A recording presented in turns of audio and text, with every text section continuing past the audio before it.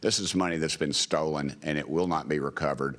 And you all are to blame, and every dadgum one of you all ought to step down. How many people have been indicted in your state right now? Do you know, Governor? I don't have those numbers with me. Did you do any I preparation take for this hearing Congress today? seriously. And you've seen the numbers about autism fraud in Minnesota. So we're going to do some Minnesota math with you today, okay? Are you ready? How much money was spent on 2017 for autism in Minnesota? How much? I don't know. I wasn't the governor. How much money was spent on autism in Minnesota in 2024? I don't have the number in front of me. Mr. Ellison, my concern is that you actively obstructed this investigation in exchange for campaign donations, a quid pro quo. If these concerns are proven to be true, you should be disbarred and you should go to jail. Disbarred and go to jail. That was Minnesota Governor Tim Walz, AG Keith Ellison getting drilled by powerful House oversight lawmakers today. Tim Walz could not or would not answer basic questions. Now, Walz and Ellison are now accused of knowing and covering up the massive $19 billion fraud that blew up on their watch. They deny it. Now, Representative Tim Burchett said all of them should step down. That amount stolen is the size of Tennessee's entire state budget. Joining us now, Senator Markwayne Mullin. Senator, it's so good to see you. Thanks for joining us. Should Walz and Ellison resign? Minnesota State GOP lawmakers have filed impeachment articles against them. What do you think? Well, I know if this was happening in Oklahoma, there'd be no question that our governor and our AG would have to step down because the Republican Party would hold them accountable. We're not covering up fraud. Unfortunately, what you see is in Minnesota is the Democrat Party, not the Republican Party. The Democrat Party is I wouldn't say rallying around, but definitely not holding them accountable. But that's what led to this, right? I mean, you saw that 30 whistleblowers came out, and Tim Walz and Keith Ellison didn't protect the whistleblowers. They protected the system that allowed the fraud to take place, and now we're missing $9 billion. That's what we already recovered, or not recovered, but we already have uncovered that was misappropriated, and now we're thinking it could go as high as $19 billion. And there's what the Democrats are silent on this. There's no excuse for this, Liz. Yes, Senator, we got major breaking news. Thousands of Iranian Kurdish fighters, Kurdish Iranian militias reportedly on the move. They just crossed Iraq's border in the northwest into northwestern Iran.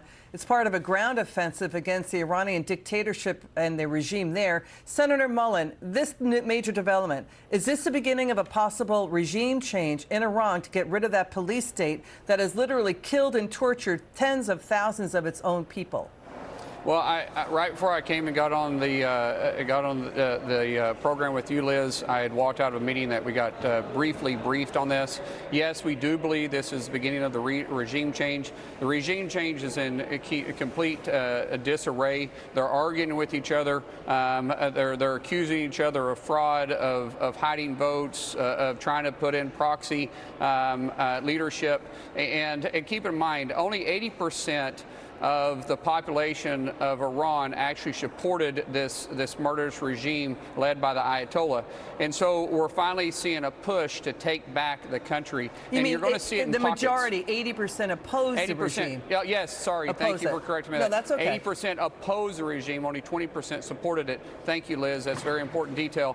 And so what we're seeing is probably pockets will start falling. We'll see cities fall. We'll see countrysides fall. It's very similar to what happened in 1978, 1979 that led up to the fall of the Shah that put in the Ayatollah. You saw Tehran fall, surrounding cities falls, but there were still pockets that supported the Shah, and eventually the regime took total control. I think with the Kurds fighting, and let me tell you, Liz, the Kurds are a very capable fighting force. They're the individuals you want on your side. We've had interesting relationships with the Kurds over the years, over a couple of decades, but still they're a very formidable force. They're able to fight. They're able to move. They can be organized and well armed, and definitely know how to control and sustain areas. This is going to be major street fighting, major guerrilla fighting in the streets. right, Well, Senator?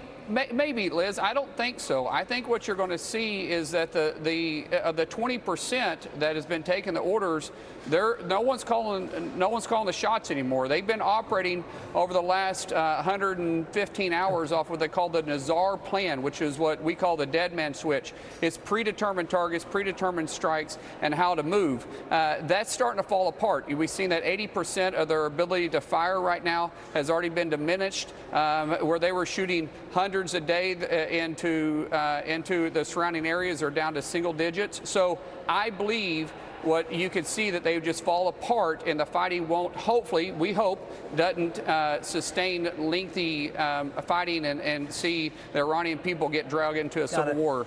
Thank you so much, Senator Markwayne Mullin. To recap the breaking news, Kurdish militias out of Iraq now pouring into northwestern Iran to force regime change. Thank you again, Senator Mullin.